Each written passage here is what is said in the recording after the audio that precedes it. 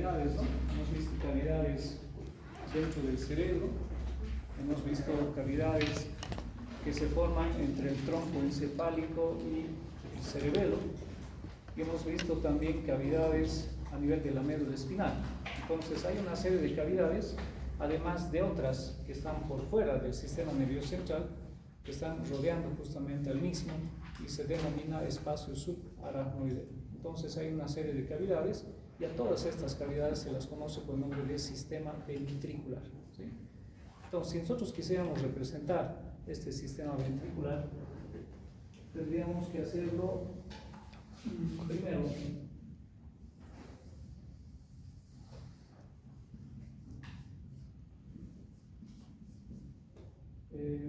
representando los ventrículos laterales.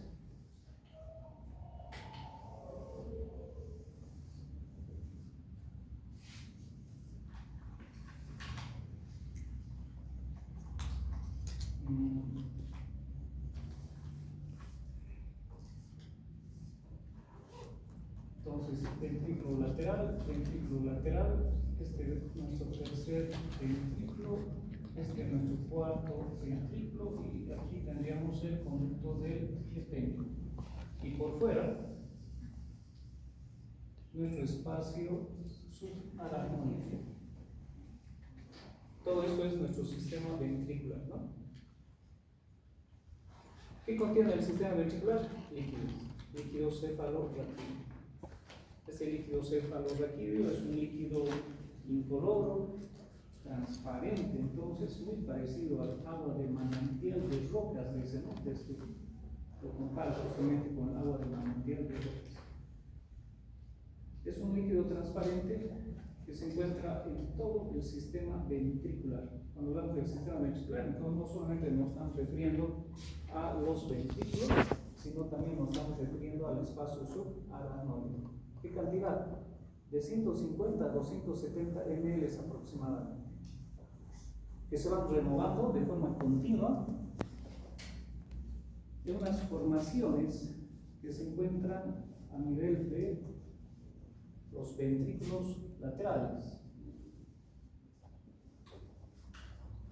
que se encuentran en el techo del cuarto ventrículo,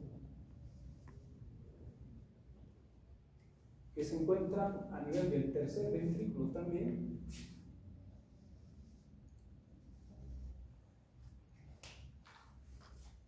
y también el libro dice que se pueden originar en las vainas de la dura madre que envuelven a las raíces espinales, sobre todo en la raíz posterior. La raíz posterior tiene el cuerpo de la neurona, ¿verdad? ¿Se acuerdan? Y justamente pues, esta vaina está recubierta por una prolongación de la dura madre. Entonces se dice que esta también es capaz de formar el líquido cefalorraquídeo. Bueno, estas formaciones, ¿qué son? Son formaciones vasculares. Entonces, que se encuentran a nivel del suelo de los ventrículos laterales, a nivel del techo del ventrículo lateral y también a nivel del techo del cuarto ventrículo. Como son formaciones vasculares, entonces tienen tres componentes. ¿Cuáles son estos tres componentes? Primero, células ependimarias. Si nosotros hacemos un cortecito a estas formaciones que son como ovillos, no sé si en práctica, creo que hemos tenido la oportunidad de ver justamente los cuernos de la abundancia, ¿no? A nivel del techo del cuarto ventrículo, ¿sí? Unas como granulaciones, ¿verdad? Entonces, esas granulaciones son los pliegues coroidales. Pero si nosotros hacemos un corte histológico, colocamos en una placa, vamos a encontrar en realidad tres formaciones. Primero, células ependimarias. Estas células ependimarias son las que están revistiendo las paredes de los ventrículos, están revistiendo el conducto del epéndimo, da el nombre de células ependimarias, porque tienen como características principales, uno, que tienen pequeñas vellosidades, dos, que se encuentra recubriendo a las células ependimarias, la tela coroidea, Entonces, tela coroidea. Cuando decimos formaciones vasculares, ¿qué tendrá que tener? Vaso sanguíneo, necesariamente, ¿no? Entonces, 3. Bueno, y el vaso sanguíneo aquí no va a ser pues un vaso como el que se encuentra a nivel del cerebro, en su cara externa o en su cara interna, ¿no? No va a ser una arteria gruesa, tiene que ser una arteria delgadita. Entonces, ¿qué va a ser? Un capilar. Entonces, un capilar sanguíneo. Esos son los 3 componentes que nosotros encontramos en un plexo coroideo. Entonces, un plexo coroideo, si nosotros hacemos un cortecito, encontramos estos 3 componentes. Células ependimarias, que tienen características de tener vellosidades. Tela coroidea, que no es más que la pía madre, ¿sí? Es una prolongación de la pía madre. Y finalmente, pues, un capilar sanguíneo. Esos son los 3 componentes de estas formaciones que van a producir líquido cefalorraquídeo. Entonces, el líquido cefalorraquídeo, en otras palabras, no es más que un filtrado de la sangre. Ese líquido cefalorraquídeo en una cantidad habíamos indicado de 150 o 270 ml, se encuentra circulando por todas estas cavidades. De modo que estas cavidades tienen comunicaciones entre sí, ¿verdad? ¿Cuáles son esas comunicaciones? Entre los ventrículos laterales y el tercer ventrículo, aquí hay unos conductitos muy delgaditos que se denominan conductos interventriculares de Monro. Entre el tercer ventrículo y el cuarto ventrículo, pues aquí nosotros vamos a encontrar otro conducto, que no es más que el acueducto de Siria.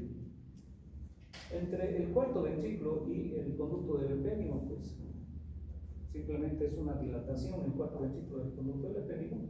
Ese conducto del epénimo termina a nivel del cono medular en una dilatación, ¿no? Que muchas veces a esa dilatación lo han denominado el ventrículo de Krauss, o también llamado quinto ventrículo. Habíamos indicado que muchas veces aquí, a nivel del septum pelúcido, que está dividiendo a los ventrículos laterales por la división que tiene ese septum pelúcido, porque no es más que una membranita, ¿verdad?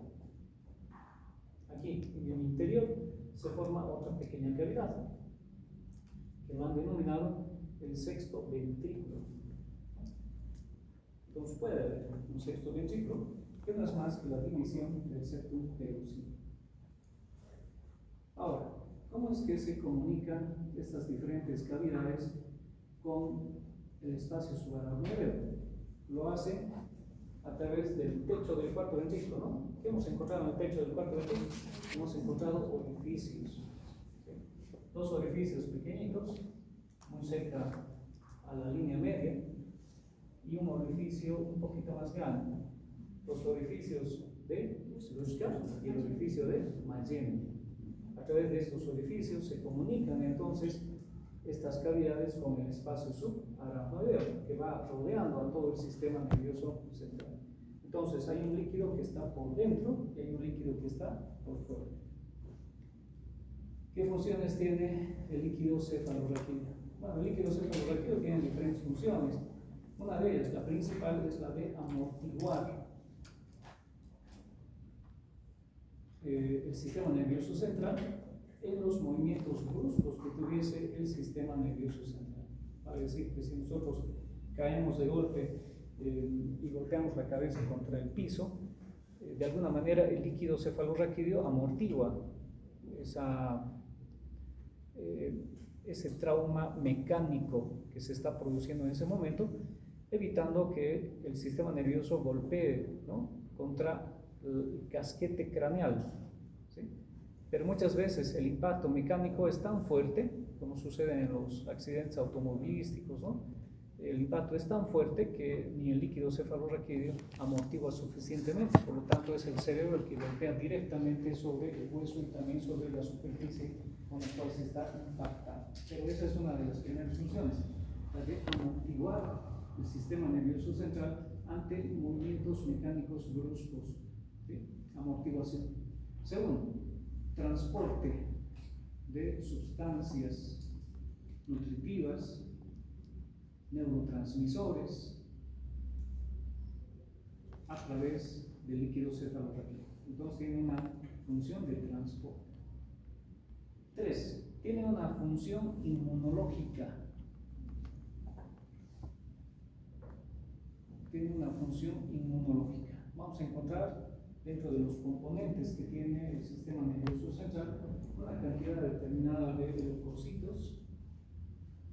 Vamos a encontrar algunas proteínas, entonces vamos a encontrar neurotransmisores. Entonces tiene una función inmunológica. 4. Cumple la barrera, o más bien, cumple la función de una barrera hematoencefálica. Cumple una función de una barrera hematoencefálica. ¿Qué quiere decir esto? Esta barrera hematoencefálica impide la salida continua de agua y de solutos. Pero no solamente impide la salida, sino también la entrada. Entonces va a regular de alguna manera la salida y entrada de líquidos, de agua y también de solutos. ¿Qué solutos? Justamente los hemos indicado, ¿no? Proteínas, neurotransmisores y también algunas células que están circulando en el líquido cefalorraquídeo. ¿Cómo está constituida la barrera hematoencefálica?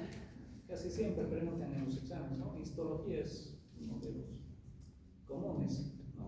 de preguntas del sistema nervioso central. Si ustedes se acuerdan de esto, ya es sencillo. ¿Sí? Porque esto es un... ¿Qué es esto?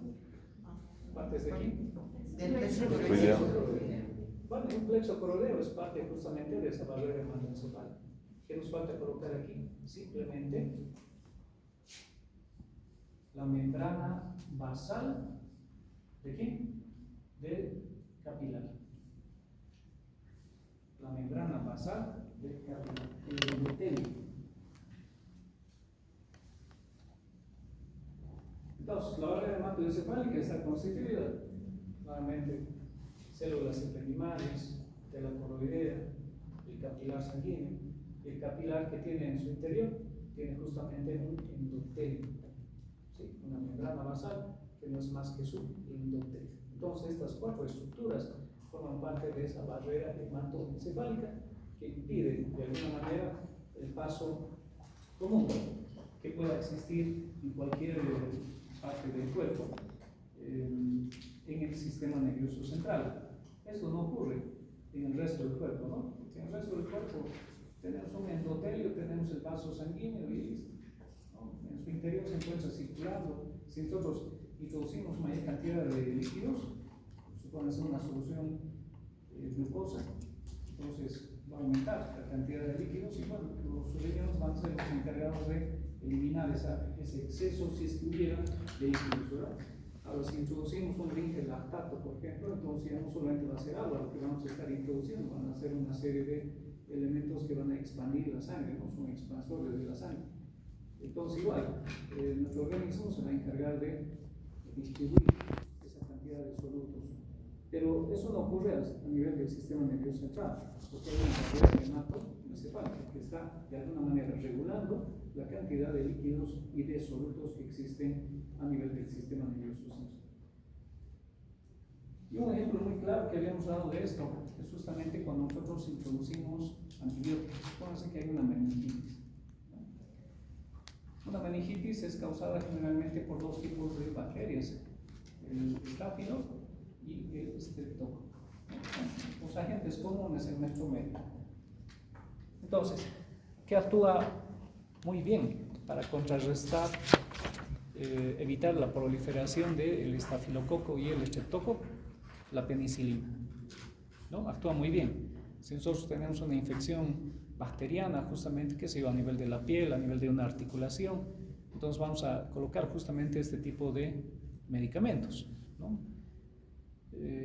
Podemos usar una dosis normal, que es una dosis de 2,400, o utilizar 600 cada 8 horas, etcétera, durante unos 2 días y después 2,400, etcétera. Entonces, es una dosis ya normada, pero a nivel del sistema nervioso central no podemos utilizar eso, porque hay la barrera hematoencefálica, nos va a limitar, ¿no? Si nosotros introducimos 600 al sistema nervioso central, ¿cuánto va a pasar? Va a pasar una tercera parte, ¿no? 120 ml, 130, 140. Entonces, ¿qué tenemos que hacer?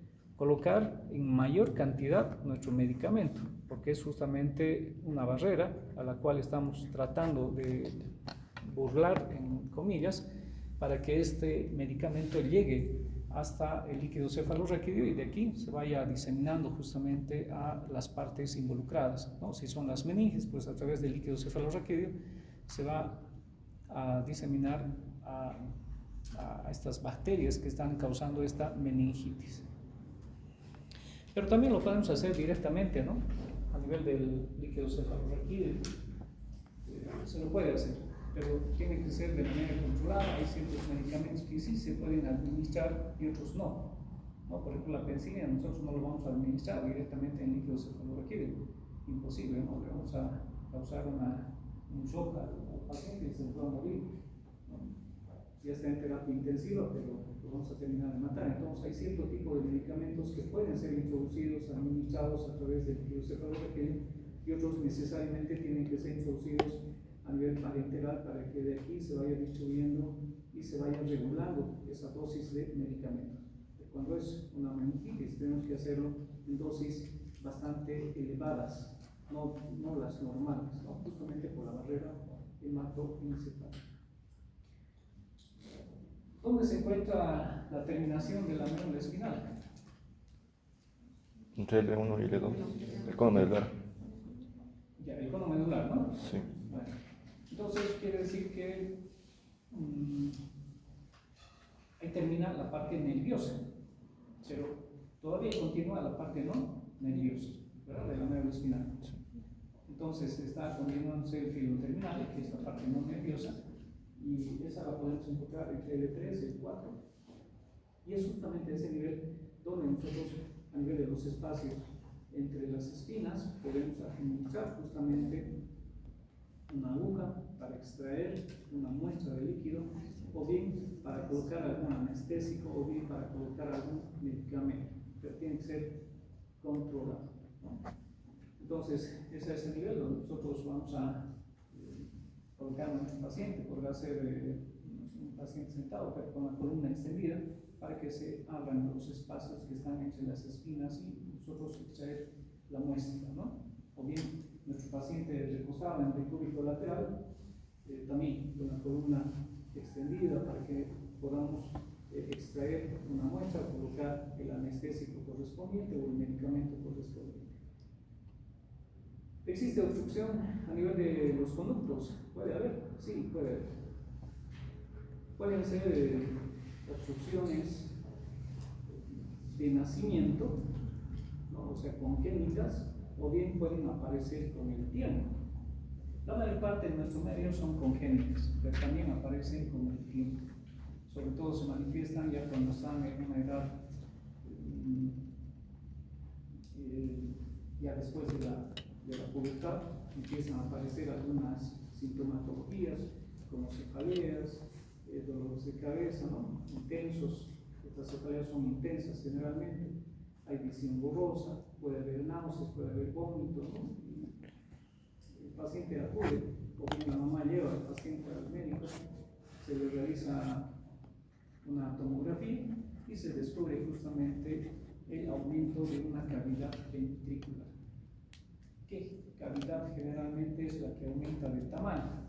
Los ventrículos laterales, uno de ellos. Porque como estos conductitos son tan pequeñitos, son tan finos, se pueden obstruir muy fácilmente, ¿no? ¿Cómo es que aparece con la edad, después de la pubertad? ¿Qué pasa? Generalmente estas condiciones son patológicas y son debidas a cisticercosis, que es lo más común, la cisticercosis. Entonces, este cisticerco que ha ingresado al sistema nervioso central puede ir circulando justamente por el líquido cefalorraquídeo. Como estos conductos son los más pequeñitos, no tienen ni 0.3 milímetros de diámetro. Entonces, ese cisticerco se enclava en uno de los conductos, produciendo justamente un aumento del líquido cefalorraquídeo, ¿no? Y va aumentando la cabeza, ¿no? Y en los niños se nota mucho más todavía. Como ellos no tienen soldados todavía los huesos, entonces se van separando estos, ¿no? Se saca una radiografía y se ve una separación completa de los huesos del cráneo. Hidrocefalia, ¿no? Congénita o bien en mucho medio debido a cisticercosis. ¿En qué ventrículo se presenta generalmente? Ventrículo derecho o ventrículo izquierdo, pero ventrículos laterales. Es muy raro que se presente en tercer ventrículo y cuarto ventrículo. ¿Cuál es el tratamiento? Generalmente es quirúrgico. Se coloca una sondita, se hace una operación lógicamente para introducir una sonda que llegue hasta el ventrículo afectado, ¿no? Y a través de esta sonda el líquido va saliendo constantemente. Pero estos plexos coroideos van produciendo constantemente el líquido cefalorraquídeo. Entonces, si sacamos la sonda, nuevamente, ¿no? Se va a producir el problema. Entonces, esa sonda se queda de forma permanente y tiene que ser drenada ¿hacia dónde? Todo esto es limpio, ¿no? El líquido cefalorraquídeo habíamos indicado que tiene una coloración transparente, es parecida al agua, etc. Entonces, esto tiene que ser drenado al cuerpo y equiparte generalmente al peritoneo. Entonces, es una sondita que se va colocando debajo de la piel para que termine a nivel del peritoneo, que es el peritoneo el encargado de absorber ya este líquido, evitando así la contaminación de la zona, ¿no? Entonces, es una de las medidas. Lógicamente, esta zonita tiene una especie de válvula, ¿no? Una válvula que evita el retorno, ¿sí? Solamente deja salir, pero no deja retorno. Normalmente, ¿dónde se produce la reabsorción del líquido cefalorraquídeo? La reabsorción del líquido cefalorraquídeo se produce a nivel de unas formaciones que están a nivel del cráneo y que las hemos visto como unas fositas, como unas depresiones, sobre todo a nivel del canal sagital, ¿verdad? Entre el frontal, los parietales, depresiones que las hemos llamado las fositas de Paccioni, ¿no? Entonces, fositas de Paccioni contienen unas formaciones también vasculares que se llaman granulaciones aracnoideas o granulaciones de Paccioni. Y estas granulaciones son las encargadas de reabsorber el líquido cefalorraquídeo y las van a drenar en una vena principal que está justamente a nivel de la carota craneal. ¿Cómo se llama esa vena principal que está en la línea media? Sagital superior. Sagital superior, ¿sí? Seno longitudinal superior. Entonces van a drenar ese líquido cefalorraquídeo al seno sagital superior. ¿Quiénes? Las granulaciones aracnoideas de Paccioni. Entonces, existe un equilibrio entre la producción y la reabsorción. Se dice también por ahí, algún estudio ha indicado de que los plexos coroideos, como son formaciones vasculares, también estarían encargadas de reabsorber el líquido cefalorraquídeo. Pero las principales son las granulaciones aracnoideas. ¿Está bien? Bueno, entonces existe un equilibrio entre la producción y la reabsorción del líquido cefalorraquídeo. Bueno, hasta aquí va a ser nuestra clase de hoy día. Ahora vamos a empezar con vascularización del sistema nervioso. Doctor, una pregunta. En el momento de la extracción del líquido cerebroespinal, ¿cómo sabemos que hemos llegado al espacio suprarraquídeo? El momento de... En realidad la técnica es bastante especial, yo nunca lo he realizado, Okay. ¿no? Pero el anestesiólogo, cuando estén haciendo su práctica de anestesiología, les van a enseñar, ¿no?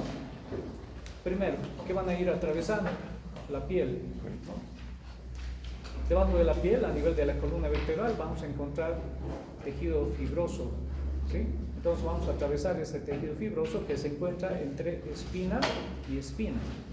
Vamos a atravesar ese tejido fibroso y vamos a llegar a dura madre, ¿sí? Vamos a llegar a dura madre. No se olviden que por encima de la dura madre hay un espacio, que es el espacio epidural, que contiene aire, contiene grasa semifluida, ¿verdad? Plexos venosos, etc. Y al perforar la dura madre vamos a sentir como una resistencia, dicen, ¿no? Entonces sentimos la resistencia, tenemos que vencer esa resistencia y claramente, ¿no? Ya una vez dentro del espacio aracnoideo va a empezar a salir unas gotitas de líquido cefalorraquídeo justamente a través de nuestra agujita a nuestra jeringa. ¿Eso por qué? ¿Por qué empuja? Porque nosotros no estamos haciendo nada. Porque hay una presión negativa, ¿no? A nivel del espacio subaracnoideo. Entonces el líquido va a salir como que a presión, ¿no? Y como nuestra aguja es especial, pues van a salir unas gotitas. Entonces nos vamos a dar cuenta perfectamente de que estamos en espacio subaracnoideo. Y eso es lo que les va a enseñar seguramente el anestesista cuando vayan a hacer este procedimiento de emergencia, ¿no? Bueno, antes nos enseñaban sí o sí, porque no había anestesistas, no había cirujanos en el área rural, muchas veces los procedimientos eran de emergencia, pero hoy en día ya nadie se arriesga, ¿no? Muchas veces sacamos mala uña y el paciente no le ha gustado y nos demanda. Entonces, ya no hacemos cosas en las que no nos llaman, ¿no? Bueno, nos vemos mañana.